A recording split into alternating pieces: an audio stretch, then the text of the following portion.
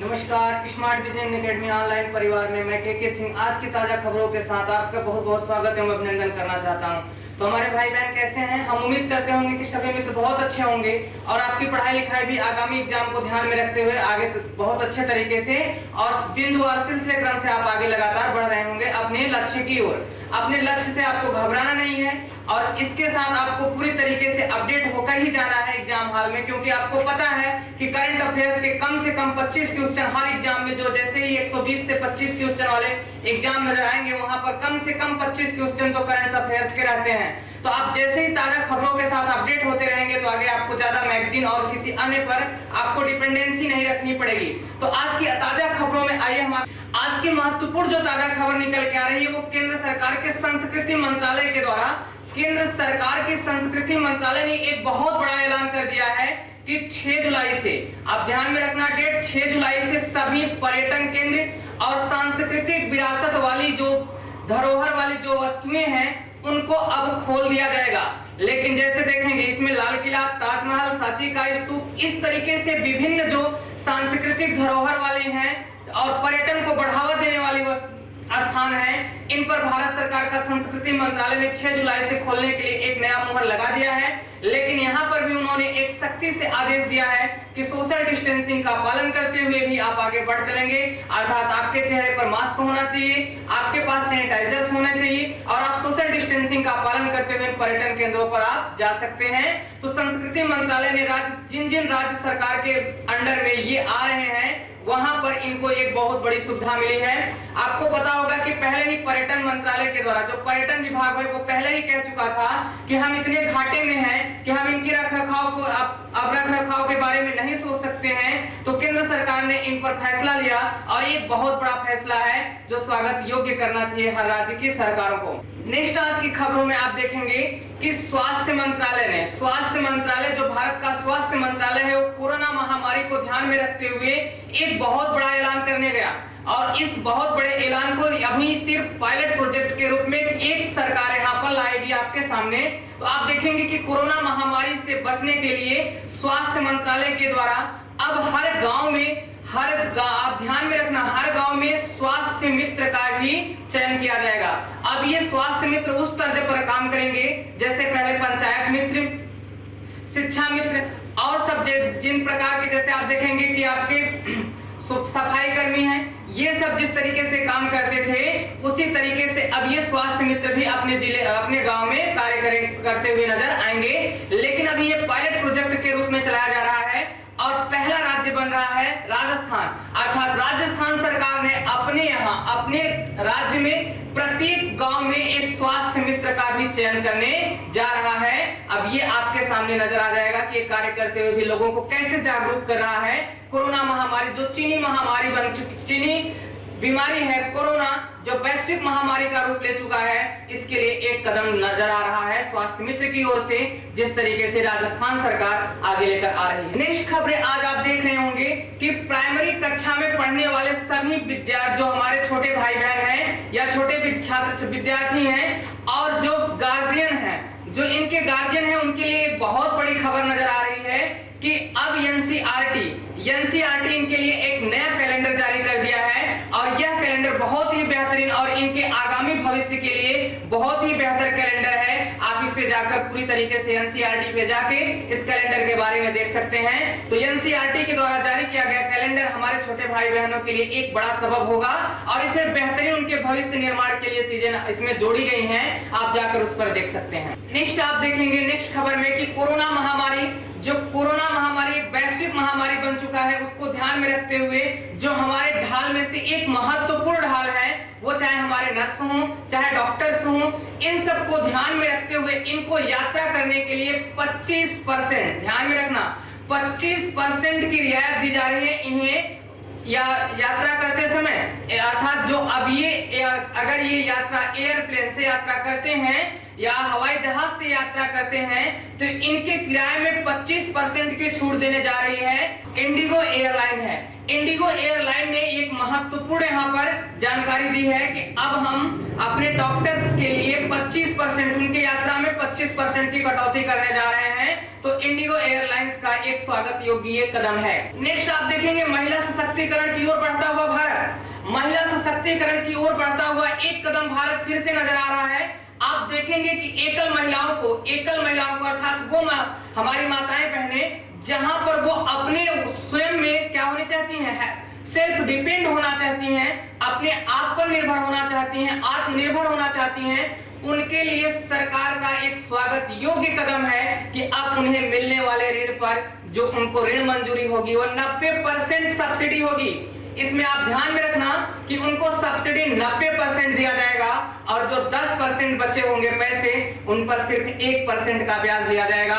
तो आप ध्यान में रखेंगे स्वयं सहायता समूह की ओर महिला सशक्तिकरण का एक बढ़ता हुआ कदम नजर आ रहा है, लेकिन अभी इसे पायलट प्रोजेक्ट पे लागू किया गया है। तो इस पर सबसे पहला राज्य नजर आया उत्तराखंड। तो उत्तराखंड सरकार ने अपने यहाँ माताओं बहनों को एक बड़ी खुशखबरी और राहत की चीजें दी है कि अगर वो स्वयं आत्मनिर्भर होना चाहती हैं तो उन्हें 90% सब्सिडी देने की ऐलान भी उत्तराखंड सरकार ने कर दिया है। चाहे वो मत्स्य पालन हो, चाहे वो छोटे रोजगार हो, चाहे वो मधुमक्खी पालन हो, चाहे वो अचार बनाने का निर्माण हो या धागे बनाने का कार्य हो, इन सब के लिए एकल महिलाओं को 90% सब्सिडी दिया गया है। तो उत्तराखंड में जो हमारी माताएं बहनें या जो अन्य भी हैं उनके लिए एक बहुत बड़ी राहत दिया है उत्तराखंड की सरकार। अब जल्दी इसे अन्य राज्यों में भी दिखाई पड़ेगा ये कदम, भारत का महिला सशक्तिकरण का एक कदम जो स्वागत योग्य है केंद्र सरकार की ये पहल। नेक्स्ट खबर आ रही है कि उन शौकीन लोगों को जो कार चलाने के लिए शौकीन होते हैं और उन्हें ट्रैफिक के नियमों का पालन करने के लिए वो ध्यान नहीं रखते हैं, तो हम उनसे गुजारिश करेंगे कि पहले वो ट्रैफिक नियमों का पालन करें, डीएल को बनवाएं। और जो आपके हर जगह ट्रांसपोर्ट में आप देखे होंगे कि सड़कों पर जहां पर लाइनिंग कर दी जाती है, रेड जोन कर दिया जाता है, वहां पर लोगों को आवागमन के लिए असुविधा ना महसूस कराएं। तो इनको एक शौकीन लोगों को एक बहुत बड़ा राहत दिया है मारुति सुजुकी ने एक बहुत बड़ा मारुति सब्सक्राइब को लेकर ऐलान किया है कि अब शौकीन लोगों को ज्यादा कार खरीदने की जरूरत नहीं होगी और ये जरूरत पूरी करेगी मारुति सुजुकी कंपनी। अब इन्हें नई कारें कुछ समय के लिए किराए पर, जिसे आप कहते हैं कॉन्ट्रैक्ट कैरियर पर, अब ये देंगे। डबल सी का एक कदम मारुति सुजुकी की ओर से।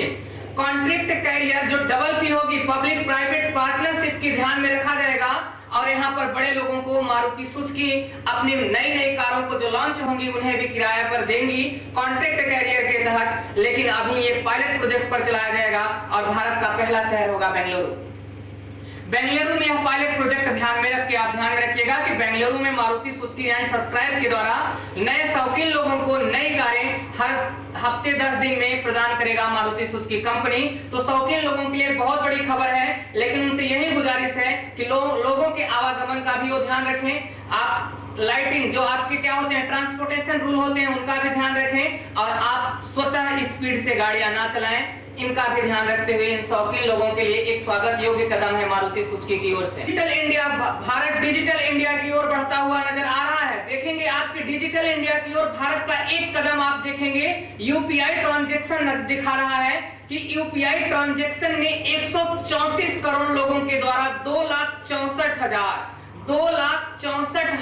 करोड़ रुपए का ट्रांजैक्शन किया है जून महीने में। तो आप ध्यान में रखिएगा वैश्विक महामारी में जहां पर एक दूसरे से लोगों से आप कैशलेस ट्रांजैक्शन कर रहे हैं, आप करेंसी लेने से घबरा रहे हैं, वहीं पर डिजिटल इंडिया की ओर यूपीआई ट्रांजैक्शन एक बड़ा कदम दिखाई पड़ रहा है। अर्थात डिजिटल भारत का एक कदम लोगों ने और आगे बढ़कर निभाया। तो आप देखेंगे कि डिजिटल इंडिया में यूपीआई ट्रांजैक्शन के माध्यम से 134 करोड़ लोगों ने 2,64,000 रुपए का ट्रांजैक्शन किया, जो एक नया रिकॉर्ड है डिजिटल भारत के लिए। तो डिजिटल भारत जो लेकर आए थे नरेंद्र मोदी जी सरकार के द्वारा, इनके लिए एक स्वागत योग्य कदम भी यहाँ पर यूपीआई ने कर दिया है। नेक्स्ट हमारे भाई बहनों या छात्र छात्राओं या विद्यार्थियों को पता होना चाहिए कि लखनऊ विश्वविद्यालय 29 जुलाई को बीएड प्रवेश परीक्षा लेने की घोषणा कर दी है। आपको 15 जुलाई से आपके प्रवेश पत्र भी लखनऊ विश्वविद्यालय के वेबसाइट पर नजर आएंगे और 15 सितंबर से, आप ध्यान में रखना, 15 सितंबर से इसकी काउंसलिंग कराकर सत्र को बरकरार रखते हुए, सत्र को कायम रखते हुए ये आगे बढ़ना चाहता है और बढ़ने जा भी रहा है। तो हमारे भाई बहनों के लिए एक यहाँ पर एग्जाम नजर आ रहे हैं, 29 जुलाई बीएड प्रवेश परीक्षा, जिसकी काउंसलिंग 15 सितंबर को होगी। ज्यादा खबरें आप इस लखनऊ विश्वविद्यालय के वेबसाइट पर जाकर चेक कर सकते हैं और हम आपके आगामी भविष्य की बीएड प्रवेश परीक्षाओं की शुभकामनाएं व्यक्त करते हैं smart vision academy platform online परिवार की ओर से। आप ध्यान में रखना, मुथूट फाइनेंस जो NBFC non banking finance company है, मुथूट फाइनेंस, अभी पिछले दिनों आप देखेंगे कि भारत सरकार ने आरबीआई को एक निर्देश जारी करके जो एनबीएफसी नॉन बैंकिंग फाइनेंस कंपनियां हैं उन्हें भी जमा प्राप्त करने का एक नई घोषणा लाने और नई मंजूरी देने की कदम बढ़ाया था। उस पर मुथूट फाइनेंस दूसरे दिन ही एक कदम लागू कर दिया कि अब मुथूट फाइनेंस लोगों के घर जाकर उनके होम लोन और गोल्ड लोन पर सुविधा देगा, 1 करोड़ रुपए का त्वरित निदान कराएगा। अर्थात आप वहां पर मुथूट फाइनेंस से गोल्ड लोन और होम लोन कम से कम 1 करोड़ रुपए का ले सकते हैं। तो एनबीएफसी के रूप में मुथूट फाइनेंस कार्य करने वाली कंपनी को लोगों को ये सहायता देने का एक स्वागत योग्य कदम है, जो मुथूट फाइनेंस दूसरे ही दिन देते हुए नजर आ रही है एनबीएफसी के रूप में। नेक्स्ट खबर आ रहा है, जहां पर आप देखेंगे भारत चीन के बीच बढ़ती हुई तनातनी के बीच में भारत ने एक और झटका दिया है चीनी कंपनियों को। चीनी कंपनियों को झटका देते हुए भारत के उपभोक्ता खाद्य मंत्रालय के मंत्री पासवान जी ने एक बहुत बड़ा कदम उठाया है चीन को झटका देने के लिए। जहां पर पहले ही भारत के सैनिकों ने चीन को अपने मुंह की तरफ देख दिया और वो वापस गए, वहीं दूसरी तरफ आप देखेंगे कि भारत ने डिजिटल स्ट्राइक किया। तीसरी तरफ देखेंगे कि महाराष्ट्र की सरकार और बिहार की सरकार ने उनके प्रोजेक्ट को रद्द किया। वहीं पर उपभोक्ता खाद्य मंत्रालय के मंत्री पासवान जी का भी एक स्वागत योग्य कदम है कि इन्होंने ये कह दिया है कि अब चीनी कंपनियों के द्वारा जो चीनी होता है, शुगर से आयात किए जाते हैं, अब उन्हें पूरी तरीके से रोक दिया गया है। अब हम जो भी होगा अपने यहाँ पर ही निर्भर होंगे, अब उनके बारे में हम सोचेंगे नहीं। यहीं पर आप देखिएगा कि चीन के बीच बढ़ते हुए तनातनी के बीच में आप देखेंगे कि जो भारत की निर्भया क्रुंज मिसाइल है, निर्भया क्रुंज मिसाइल को भी भारत सरकार ने अपने आर्मी को देने की एक मंजूरी दे दी है। साथ में आप देखेंगे उन्हें सुखोई मिग नाइट 29 इन सबको भी आप देखेंगे कि बहुत जल्दी आर्मी बेस में ये नजर आएंगे। तो यहाँ पर आप देखेंगे कि भारत सरकार का अपने सेना का ताकत बढ़ाने के लिए एक स्वागत योग्य कदम है कि इस तरीके से पूरी तरीके से भारत चीन के तरफ बढ़ रहा है आगे, उनके ऊपर लगातार स्ट्राइक करके। तो इन सब के साथ भारत का एक स्वागत योग्य कदम है। तो आज के लिए आप ध्यान में रखिएगा, स्मार्ट विजन एकेडमी प्लेटफॉर्म के ताजा खबरों के साथ अपडेट होते रहिएगा। तब तक के लिए हमें इजाजत दीजिए, नेक्स्ट ताजा अपडेट खबरें लेकर आएंगे हम कल के लिए। तब तक के लिए नमस्कार, बेस्ट ऑफ लक।